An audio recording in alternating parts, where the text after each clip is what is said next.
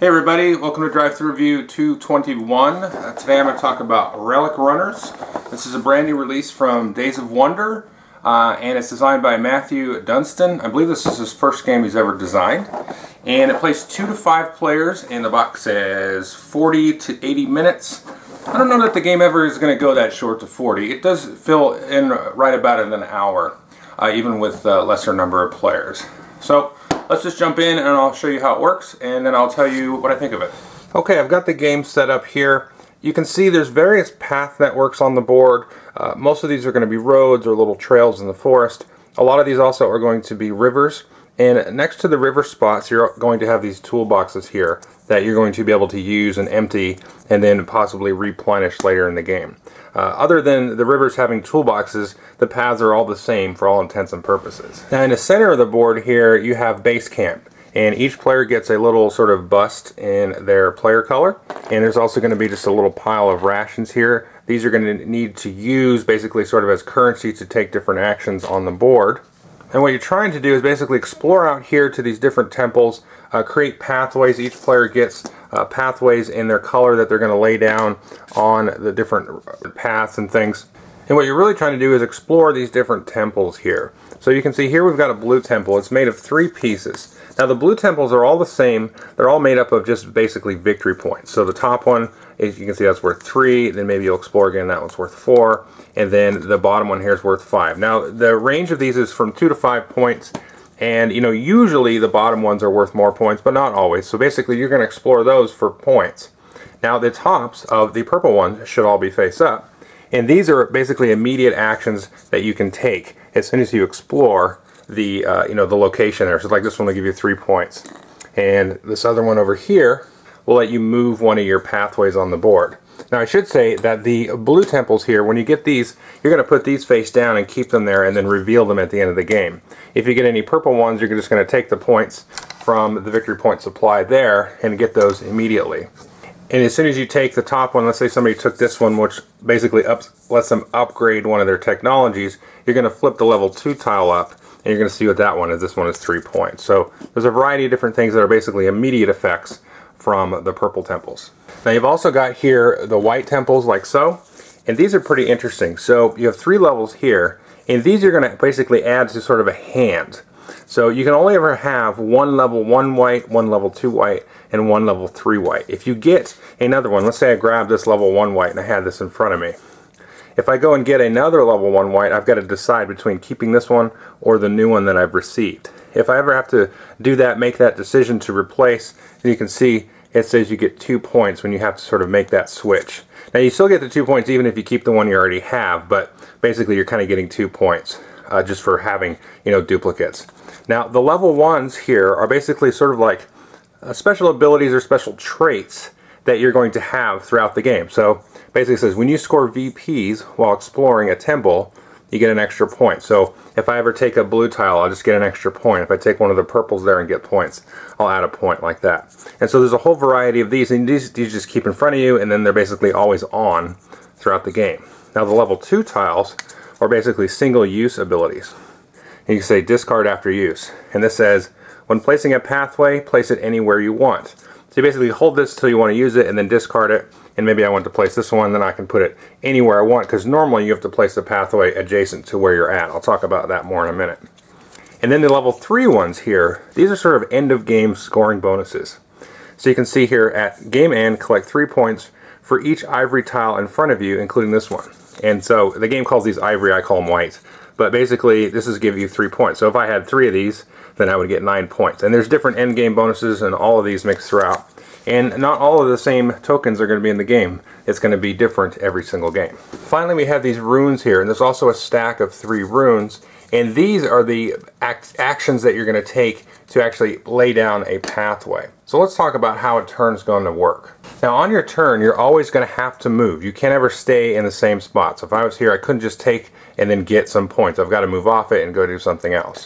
When you move, you can basically move one length or one link on a pathway for free, so to speak. So I can move there.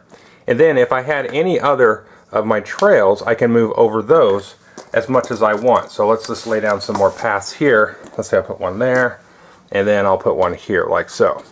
So it's theoretically possible that I can move here for 1, and then I can move down this way, whoosh, all the way over to here. Or you can do it the other way around. So I can move over a bunch of mine, and then I can move 1 extra link. So I could go here, or back to home base, or back down here. So basically you get 1 free movement over something that is not your own. You could even have, somebody else's path there. There's no blocking in terms of the pathways. Or you can move, basically do that at the beginning or end of your movement. So after you move, you can spend one of your rations here, and you start the game with 3 of these, to take the action of wherever you're at. You can either, take the top tile of a temple or activate a rune. Now the runes are how you get the path laid out. So if you take a look at the icon here, basically it shows you placing a path out. So let's say first turn of the game, I'm going to move here because I get my 1 free movement. Boom. I'm going to take and spend a ration to use this. We'll throw the ration back in the middle, and now I can lay a path anywhere adjacent to I am. So I can, lay it out here, maybe forward thinking, lay it back to home base, anywhere you want adjacent to that spot. Again, if I move to a blue temple, I could spend a ration, take this, see how many points I get, put that face down. I could go here, activate some ability on one of the face up purple tiles, or go to a white temple and then get that special ability. So it's basically move, spend a ration, take an action. Now, like I said, you only start with 3 of these rations here, and you're going to want to need to get back here. So if you ever move back into the center, then you take the action to get 3 more rations and then add them to your supply. Now there are other ways to get rations. You don't always have to go back to the middle. There are some special abilities and things that will give you extra rations while you're out here exploring. It's worth noting that you can't move through the center, so I couldn't travel all the way through to get to the other side. You always have to stop when you hit the center. Now what's going to happen as these tiles get depleted, so let's say we built some different tracks out of here, and now this is empty. Now the instant that somebody's here and they deplete that last tile, we're going to add a relic there. So you can see here we've got 4 different colors of relics. These little green frogs here are going to be added to the board when you reduce a rune to nothing. So again, once somebody takes that last tile, we're going to take and put that relic here. Since that was a rune, that's where the green relics go.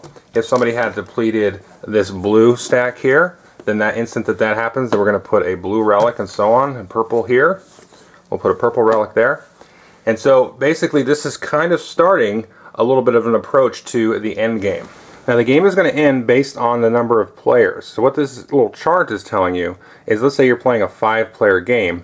Once all the players collectively have captured 10 relics, that's going to signal the end of the game.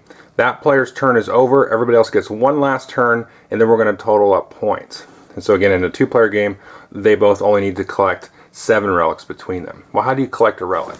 Well, the way that you collect a relic is actually pretty interesting. So let's say we have this little green relic here, and it's on this spot.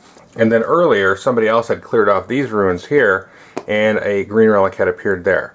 Now, if you ever start your turn on a relic, and then are able to move to the exact matching color relic, you capture the one that you moved to. So if we were able to move here, we'll basically take and capture that. Now you're going to get points for capturing a relic. It basically gets 2 points per link that it took you to get there. So let's just say we had a little simple pathway here. We go 1, 2, so we get 2 points. It doesn't have to be yours. One of them again is free. So you get 4 points, and then you capture this relic here. Now at the end of the game, you're going to get 5 points for each different relic that you captured. So if these were the relics that we had captured here, we've got 3 different colors. That's going to be 15 points at the end of the game. So that's pretty much the game. We have one huge aspect of the game to cover, and that is the toolbox tokens and the technology. So the way that these toolbox tokens is going to work is interesting. So whenever you move, let's say I was moving like so, whenever you pass a toolbox token, you're going to flip this up, and you're going to be able to increase technology on a player board, which I'm just about to show you. Now if you pass more than one, let's say we were down here, and we started down here, we went across all of these, and you flipped over 2, you'd be able to increase 2 technologies, or 1 technology by 2. Once all of these are flipped over on the board, whoever flips over the last one is going to get a bonus +1 to their technology increase. So if you flip over the last one by moving past it, then you'll get +1 and then +1 for doing the last one. And then all of these are going to flip back over and then be right for everybody else to travel across. So let's take a look at a player board. So each player is going to get a player board in their color, and this is how it's going to look at the start of the game. You got 3 rations. You have a maximum of 5 that you can hold. You have 3 toolboxes, and 2 of them will go up here in the upper left, and 1 will start down here on what's called your progress table. You've got a little area for storing your little trails, and a spot possibly with a special ability. All of the cards here are double-sided, so you can play with or without the special ability. I assume just play with them. They're just basically little starting bonuses that give you a little bit of a differential to start the game with. Over here is where you put your scoring stuff. So you can put your little blue tokens here, put your relics over here to store, and then you can put your victory point markers over here as well. Now the key part of this board here is basically these 3 technology trees. So again, you start with 1 down here. Now you may take different actions, or passing the rivers here to move up on the technology here. So once you get basically 1 little activation, you can move up into any of these 3 areas.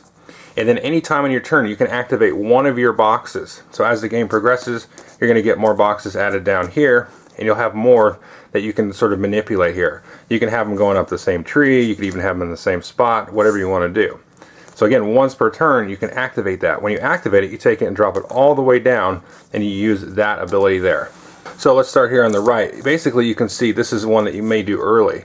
If you get your box here, you can activate it. You either take 2 points, or you get to add a new box. So everybody's going to start the game again with 1 box here. You go past a river, get your box, then immediately activate it, and then boom, you got another box. This one lets you place a pathway out just as if you were on a rune. This one's cool because this one, if you activate that, you're going to double all the points that you score in that turn. So if you do a really long, pathway run to grab one of the relics and you double it, that's going to be a lot of points. In the middle here, you can basically move 1 of your trails, or you can move 2 of your trails. Or this one, you can get kind of a one-time or instant score of 2 points for each of the little bridges or trails in your longest pathway. This one here, you can basically perform an action without spending a ration, which is kind of neat. This one gives you 2 rations. And this one will give you 4 points for each relic that you collected, regardless of the color. So this is cool towards the end of the game. You've collected some different relics, and you're going to get 4 points for each of those. So right before I jump into the sort of review here, it's a very interesting sort of dichotomy, I guess you could say, between getting the technologies activated and moving them up to where it's going to be the most optimal, combined with how you move out on the board, which kind of tiles you collect, maybe some of the special abilities you get from the white tiles and things, and kind of balancing that with what everybody else is doing and trying to snake stuff before them and try not to set them up, basically reveal a relic for them so they can just come and take it instead of you taking it, things like that. Okay, I hope you enjoyed the overview. I love this game. This game is awesome. I did not expect this game to be as good as it is.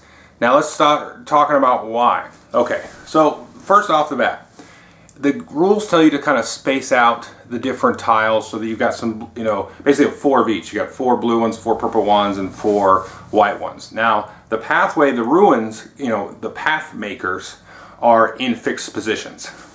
But the rest, you can, the rules say to kind of, spread them out evenly so everybody's got kind of a good thing. But you can really kind of play with that. You can really kind of stack them in different areas, and that's really going to change up the game more than I think most people would expect, more than I expected.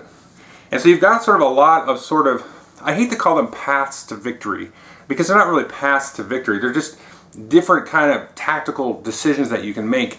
And they are also very much a strategic part of the game. So, for example, you could go and try to get lots of blue buildings and get lots of, blue temples and get a lot of points that way. You can really kind of plan and set yourself up for a huge turn to grab, 2 relics that are really far apart. Because remember, you get 2 points per each link that you go across. So you don't really just want to get one right next to each other. It's only 2 points. That's not a big deal. But if you can work it so that you can kind of try to plan and grab, one that's really far away, get a huge track laid down, and then like double it. So you could get, 14 points and then do that double move because you've worked getting that technology up to that top tree, and you can get 28 points. That's huge. That's going to be like half your score probably. And so the dynamics are just very, very interesting. You can go and try to get one of the, the top temples of the white and say, okay, I've got this little bonus now. How can I kind of best, manipulate that and work that into my scoring? And you can grab a second one, the one that you can discard for a use. And if you can really kind of time that right, that's going to kind of get you over that hump to getting like a huge turn. And then again, you got the bottom ones of the white temple that are going to give you an end game bonus. So you got to really kind of work to incorporate that. And like I said, it's different. Not every game, you're not going to have every bonus in every game and every special ability in every single game. And so it's really cool to You kind of have sort of that solitaire puzzle kind of idea where you're kind of just working on your own technology board. You're trying to set yourself up for relics and things. But as those stacks decrease, especially after you basically pull the top one off, then basically you've got it set up so everybody's got to be really careful, because like I said, you don't want to set somebody else to be able to come and grab that relic, because once you grab that bottom one, you put a relic on there and then you're there. So if there's a matching relic somewhere on the board, you're ready on your next turn to leave there and go snag it. And the fact that you kind of have to move always and then do stuff, you can, okay, well, he's on there, I'm not going to go over there because he's got to move off at next turn, then I'm going to come there. So you kind of, got to plan, a couple of turns in advance. So it's got that nice balance between strategy and, tactics and things like that. So it's really fun. I mean, just the whole interchangeable stuff that's going to happen. You're going to have different purple tiles that are face up. So yeah, you go get a purple tile that's 3 points, but you have these little targets that you can kind of plan around, and you can try to basically react to the other players and how their paths are working. Now, with more players, like with 4 and 5, things are going to be a lot more contested, so the game's going to be a lot more interesting, and possibly, I think, a little bit more swingy that way, especially as, well, everybody I've been playing with is kind of their first or second play. So, but as people kind of learn, what's out there and where you can kind of score points, it's going to be really interesting to see how that dynamic kind of evolves. But if you play it with like 3, I haven't played it with 2, but if you play it with 3, you kind of can work off on your own, and then you have little kind of battles, that'll appear in certain areas. But it's still really interesting. It's just not quite as contested, but to me it still works. And I think even with 2-player it would probably work just fine. I mean, it's not going to be, it kind of depends. So anyway, I really like it. The production quality obviously is ridiculous. You've got the different relics, the tiles all shaped and colored and look cool. The whole kind of jungle area looks really cool. I like the different technology, player boards and stuff like that.